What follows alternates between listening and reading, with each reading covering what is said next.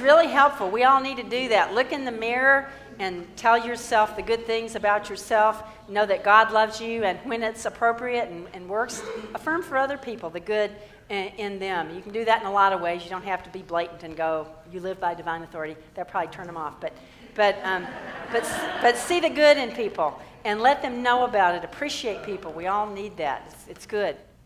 So today we are going to talk about, really in some ways, what I was just talking about. We're going to talk about the future, because I was there participating in the future of the unity movement and what's happening for our whole world spiritually, because all of us are a part of what's happening in our world spiritually, because we are spiritual beings having a spiritual experience, living with according to spiritual law. So today we're going to do some thinking about what it means to live from divine authority, to live with confidence as it's related to how it is that we are working with God to co-create our future. The point is though a lot of times we feel that we sort of we're just sort of victims of the future, right? Do you ever feel like that? Feel like I don't know, quote, what is going to happen? Has anybody thought that?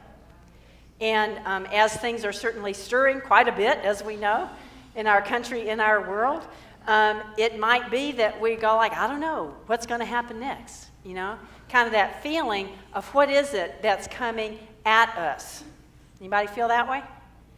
And that's normal. That's a human thing. And there are things that happen. There are things that come at us. There are things that happen to us. There's a lot that we can't control. We can't control what goes on in the outer world. But there's something that we know that's really important. And that is what I said a little bit ago, that we're spiritual beings living in a spiritual universe, having a spiritual experience, living by spiritual law. That changes everything.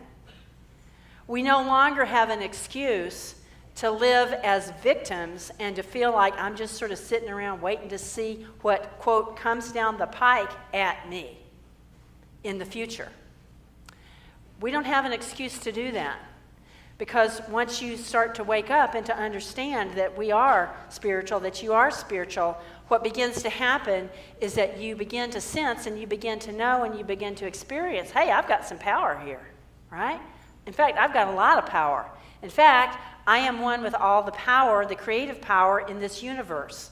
That is who I am. I am one with the power of God. I'm one with the power of good. I am one with the power of creativity.